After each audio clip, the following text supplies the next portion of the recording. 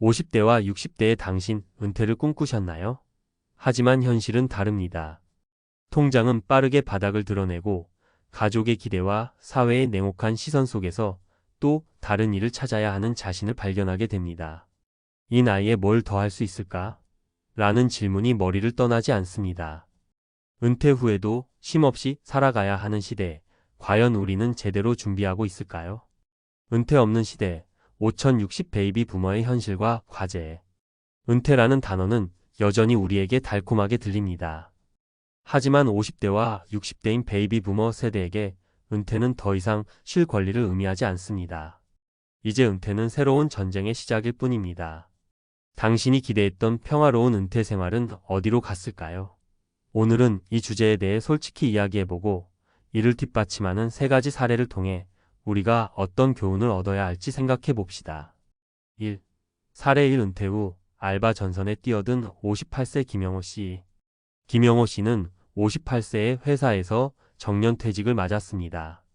평생을 건설 현장에서 일하며 가족을 위해 살았던 그는 퇴직 후 드디어 쉴 수 있겠다는 기대에 부풀었죠. 하지만 문제는 예상보다 적은 연금 수령액과 늘어나는 생활비였습니다.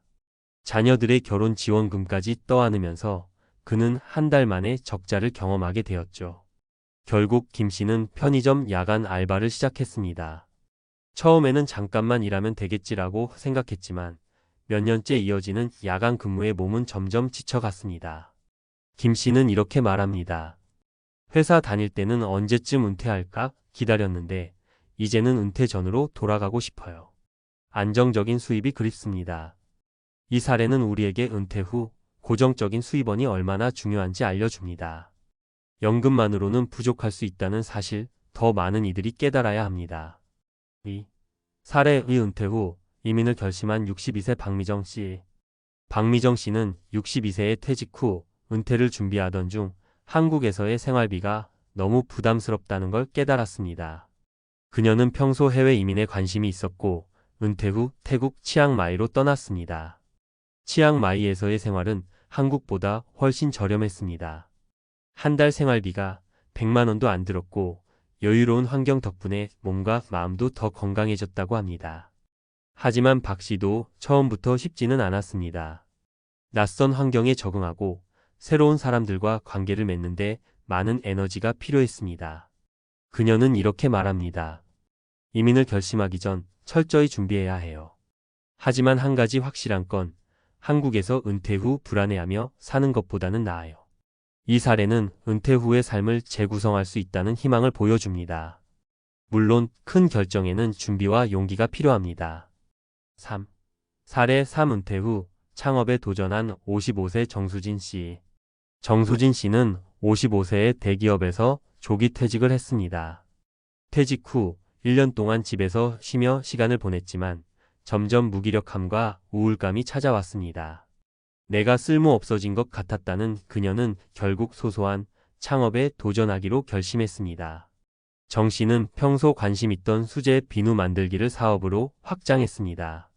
처음에는 주변 지인들에게만 판매했지만 점점 입소문이 나면서 온라인 판매까지 시작하게 되었습니다.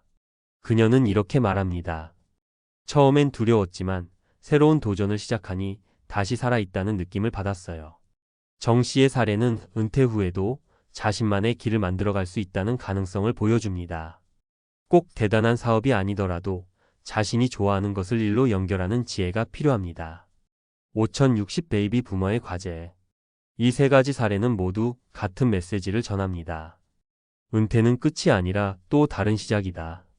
은퇴 후의 삶을 안정적이고 풍요롭게 보내기 위해서는 다음 세 가지를 꼭 준비해야 합니다. 재정계획, 연금, 저축, 투자 등 다양한 수입원을 만들어야 합니다. 막연한 낙관은 위험합니다.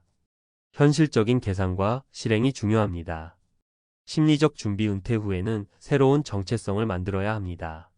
자신의 가치를 일에만 두지 않고 삶의 다른 측면에서 의미를 찾아야 합니다. 적극적 태도, 나이에 관계없이 새로운 도전을 두려워하지 않아야 합니다. 새로운 기술을 배우거나 관심사를 발전시키는데 주저하지 마세요.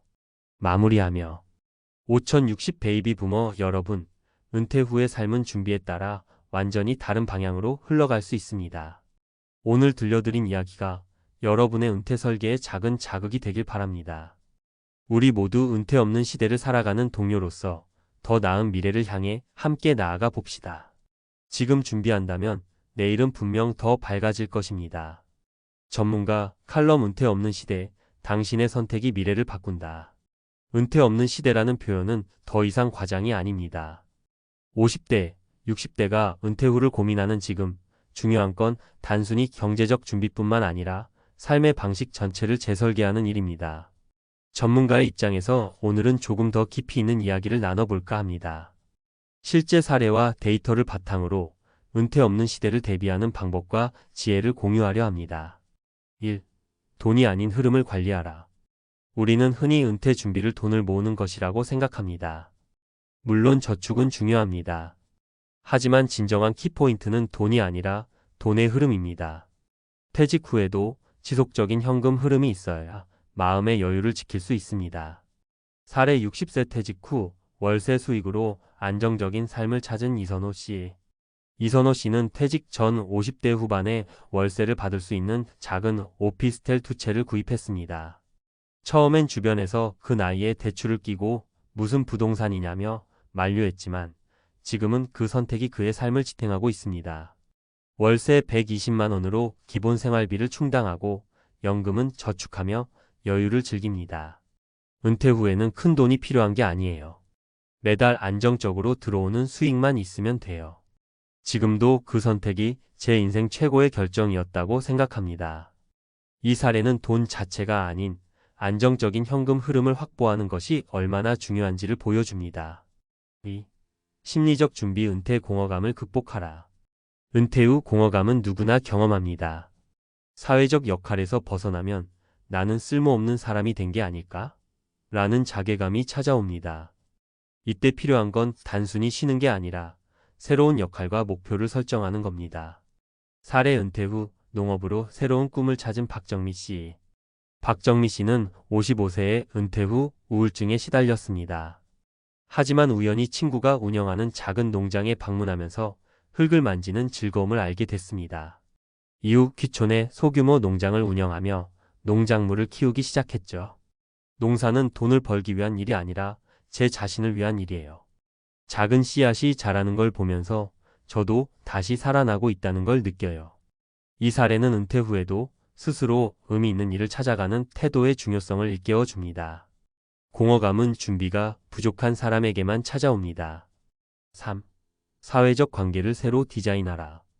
은퇴 후 가장 흔히 간과되는 문제가 사회적 고립입니다.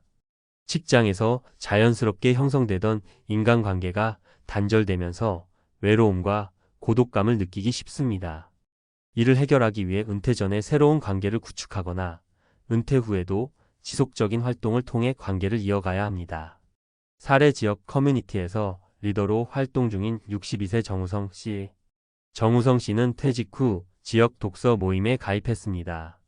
그는 모임에서 꾸준히 활동하며 작은 커뮤니티의 리더로 자리 잡았습니다. 은퇴 후 제일 두려웠던 건 혼자 남는 거였어요. 하지만 사람들과 소통하며 오히려 전보다 더 많은 관계를 맺게 됐어요. 정 씨의 사례는 은퇴 후에도 능동적으로 사회적 관계를 유지하는 노력이 얼마나 중요한지를 보여줍니다. 전문가의 조언. 은퇴 후 성공의 3가지 키워드. 현금 흐름의 확보. 연금, 임대 수익, 파트타임 일자리 등 안정적인 현금 흐름을 구축하세요. 새로운 역할 찾기. 취미, 봉사활동, 소규모 창업 등 자신에게 의미 있는 활동을 시작하세요. 사회적 관계 유지. 새로운 커뮤니티에 참여하고 사람들과 교류할 수 있는 기회를 늘리세요. 마무리하며 은퇴 없는 시대, 결국 중요한 건 준비와 태도입니다. 누구나 두렵고 막막한 시기를 겪지만 잘 준비하고 긍정적인 자세로 임한다면 은퇴 후 삶은 새로운 기회로 가득 찰 수 있습니다.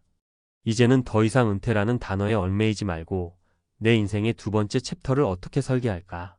라는 질문을 던져보세요. 삶의 방향은 결국 여러분 스스로 선택하는 것입니다. 오늘부터 작은 변화와 실천으로 더 나은 내일을 만들어 가시길 바랍니다.